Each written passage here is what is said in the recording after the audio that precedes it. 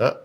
No mesmo dia em que o dono do Twitter, Elon Musk, elogiou o Nicolas Ferreira chamando de brave man, um homem corajoso, o ministro Luiz Fux, do STF, decidiu abrir um inquérito contra o parlamentar mineiro. Tudo porque Nicolas, durante uma conferência na ONU em novembro de 2003, chamou o atual ocupante da presidência da República, Lula da Silva, de ladrão. A discussão aqui não é o Nicolas e o Lula ser ladrão, né? Ou se o Nicolas está xingando. A discussão aqui é o ativismo judicial do STF. Por quê? Porque está claro na Constituição Federal o que é imunidade parlamentar. O parlamentar tem imunidade para chamar qualquer outro político de ladrão. E isso sempre existiu na história da República Nova. Não apenas na República, isso é a história da humanidade. Pois é. Todas as democracias modernas têm isso. Se você não puder chamar o seu político favorito de ladrão, a democracia acabou, essa é a verdade. Não só a democracia, acabou a alegria da vida, porque uma das alegrias do povo é xingar políticos. É xingar político. Né? Agora, assim, não estamos numa ditadura, só que você não pode xingar político. Olha, meu filho, tem um vídeo do próprio Alexandre de Moraes, lá naquele muquifo, falando exatamente isso. Se você decidiu entrar na vida pública, né? Se você decidiu ser político, vocês têm que estar aberto, preparado para isso, porque isso, se xingar de ladrão, faz parte do debate político. Tá? Agora, qual que é o problema? Porque esses caras, como o Fux, Alexandre de Moraes e a sua turma, eles estão entrando na vida política. Que eles não eram, eles eram ministros do STF, mas eles estão resolvendo atuar como político. Agora eles estão ficando vulneráveis a ser ofendidos também no debate público. E é por isso que surgiu todo esse negócio de inquérito das fake news. Porque eles resolveram atuar como político, mas é a bigodagem, entendeu? Eles resolveram, né, a bigodagem no sentido do rastro, eles resolveram atuar como político, mas sem nenhuma responsabilidade. Mas sem nenhuma responsabilidade, nem as consequências que a vida pública de político traz, que é ser ofendido pelo povo. Então, daí, quando eles começaram a ser xingados pelo povo, o que eles fizeram? Ao invés de, então, né, melhor a gente sair fora desse negócio. Não, falaram assim, então agora nós vamos proibir o povo de xingar. Vamos abrir um inquérito aqui, chamado inquérito das fake news, vamos prender um monte de gente, né? Vamos começar a controlar as redes sociais, vamos fazer o escarcel e ninguém vai poder xingar a gente na marra. Né?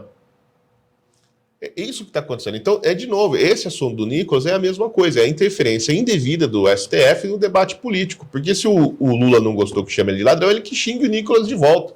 Né? O STF fez alguma coisa quando o Nicolas foi lá dentro do Congresso chamado de viadinho? Ou chamar o Nicolas de viadinho daí não é ofensa contra a honra? Só é ofensa quando chama o Lula de ladrão.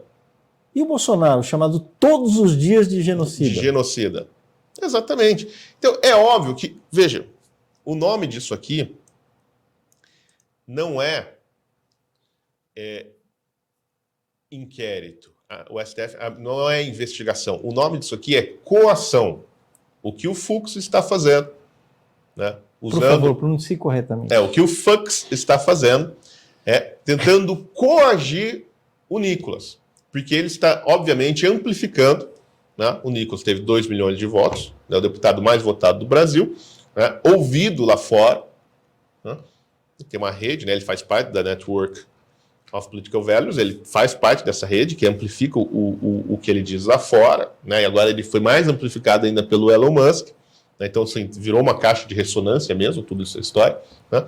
Então o que ele está fazendo? Ele está coagindo o Nicolas, né? Está dando um comeback, entendeu? É isso que ele está fazendo, está dando troco. Então, você vai falar, então a gente vai pegar aqui o seu inquérito e vai pôr para andar. É isso que acontece. O inquérito das fake news, por exemplo, ele serve para isso. Ele é sabe um banho-maria, né? Sim. Então ele é uma panela com a água ali em banho-maria. Então ela está morninha. Entendeu? Aquela água está morninha. E aí você fica ali no banho-maria. O inquérito ele serve para quê? Põe todo mundo no banho-maria. Aí quando alguém fala alguma coisa, o Nicolas falou alguma coisa, o Felipe Barros falou alguma coisa, aí a gente aumenta o fogo. Né? O inquérito das fake news é para isso. E cabe todo mundo lá dentro. Bom, agora cabe o Elon Musk. Né? E eu falei esses dias, olha, gente, pelo amor de Deus, o que o Alexandre de Moraes está dizendo na prática ao colocar o Elon Musk no inquérito das fake news? O inquérito das fake news é aquele inquérito que a tese é que existe uma espécie de milícia, né? A tese do gabinete do ódio. Uma organização criminosa que se juntou para atacar e derrubar o STF. Certo? Né? E agora ele colocou o Elon Musk lá. Então o que ele está dizendo? Que juntou assim o Elon Musk, o Loen, o Dr. Leitadas, o velho da Van, o Alan dos Santos, Joaquim Teixeira, sob o comando do Carluxo, para dar um golpe e derrubar o STF no Brasil. Assim, é engraçado, a gente ri, e quando você fala parece, nossa, é um absurdo, mas qual é o sentido de colocar o Elon Musk no inquérito das fake news? Se não esse. É isso que ele está dizendo. Ó, o Elon Musk está junto com o Dr. Leitadas lá do Twitter, né, o Dexter, que sumiu, né, o Dexter, para atacar e derrubar o STF. Eu falei, mas isso é ridículo. Eu falei, né? É ridículo. That's the point. É ridículo. Mas é o que está acontecendo. Né? Então, esse negócio do Nicolas é mais uma dessa briga. Né? Vamos lá, o cara estava lá, já tinha essa acusação, né? Essa ameaça contra ele. Então, agora que ele fez alguma coisa, a gente aumenta o fogo. Agora, eu queria fazer um comentário sobre o conteúdo do inquérito mesmo. Né? Por que o Nicolas está sendo aí investigado, né? Está sendo processado? Eu queria fazer Eu acho que o Nicolas falhou, porque eu adorei o discurso dele também, gostei muito do discurso, achei muito corajoso e tudo mais. Mas ele falou no seguinte sentido: a palavra ladrão, ela não é suficiente. Eu sou escritor, então eu procuro sempre. Agora eu que vou pronunciar aqui, quero que você me diga se minha pronúncia está boa no francês. Você sabe francês. Le mot juste. Le mot juste. Le mot juste, que era o lema do Flaubert, né? É a palavra exata. Então, você buscar a palavra exata para o Lula você não vai encontrar a palavra ladrão. A palavra ladrão não é a palavra que melhor expressa a essência do Lula, a essência de tudo que o Lula fez para o Brasil, de tudo que o Lula representa. Não é. A palavra ladrão não é a melhor. Olha lá, que essa palavra é incomunicável. Pois é. Impublicável. Pois é. Não, eu ainda acho que o Flaubert às vezes ficava dias procurando uma palavra, a palavra exata para aquela ideia. Rapaz, eu estou procurando há anos a palavra exata para o Lula. O que você achou? Não achei, cara. Achei que você ia falar agora. O que eu quero dizer é que eu não achei a palavra ainda. Tá?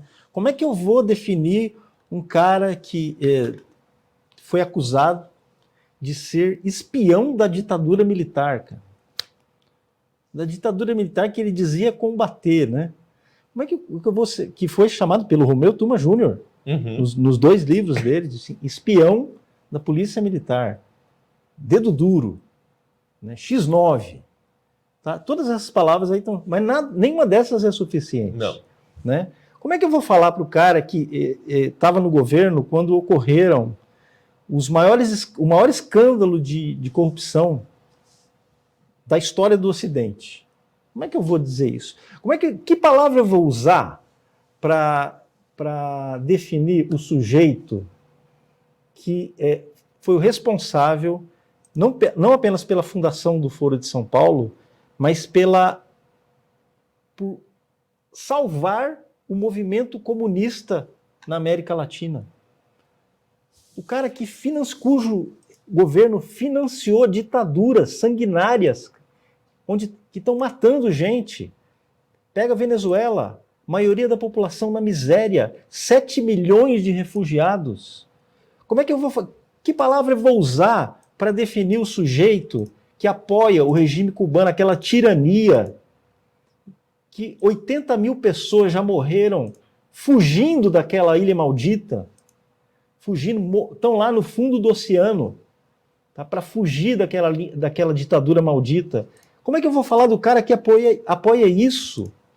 Que palavra que eu vou usar para definir o Lula? A palavra ladrão, ela é claramente insuficiente para definir o Lula.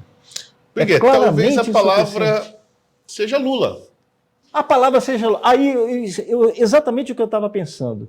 Talvez não seja um substantivo, nem um adjetivo. Talvez a palavra exata para definir o Lula seja um verbo. E eu vou dizer aqui qual é o verbo. Lular. Eu lulo, tu lulas, ele lula. Eu lulo, tu lulas, ele lula. Nós lulamos, vós lulais, eles lulam. Você sabe o significado do verbo lular? Eu tenho certeza que você, que está nos assistindo agora, sabe o significado do verbo lular. Eu acho que nós temos que começar a conjugar esse verbo. É aquela história, né? Não dá para definir, mas dá para saber. Né? Então, assim, é um fenômeno complexo, difícil de definir, que ele realmente precisa de um novo nome. Né? Não, acho que, de fato, porque não existe uma palavra que seja capaz de expressar isso aí. Então, tem que dar um novo nome. O nome é o nome da coisa mesmo. Né? Porque o que acontece? Ele é um vetor, né? Ele não é uma palavra assim que tem esse fenômeno que você está descrevendo, ele não é simples. Não, de forma alguma. Então ele é uma pluralidade de significados diferentes. Né? Todos presentes ao mesmo tempo. Né? Todos os significados presentes ao mesmo tempo. Eu acho que é Lula mesmo, entrou para o vocabulário. Né? Lula. Você está lulando. Você está lulando. Agora você deu uma de Lula. Agora você fez o que o Lula faria. Putz, cara, não vem dar uma de Lula pra cima de mim, não. Olha, menino, eu não admito lulices desta casa. Isso aí. Então é assim que deveria ser usado. Quer dizer, ladrão, cara. Moça de família não lula. Não, o Nicolas tem toda a razão. Quando um político é proibido de dizer que um sujeito que foi condenado em 3 instâncias por 9 juízes diferentes a 25 anos de prisão por corrupção e lavagem de dinheiro, quando um político que foi o deputado mais votado do Brasil, recebeu mais de 1 milhão de votos, quando esse político é impedido de chamar o sujeito que fez tudo isso, que tem tudo isso no seu currículo, de ladrão, onde é que está? Onde é que está a lógica? Então imagina o que vão fazer com a gente. Né? Imagine você que está aqui assistindo a gente. Imagine o cidadão comum, o cidadão da rua. Digam lá, qual é a reação natural do cidadão comum? Se você pense bem, se você encontrasse o Lula na rua, além de mudar de calçada, o que passaria? Qual seria a palavra que passaria pela tua cabeça?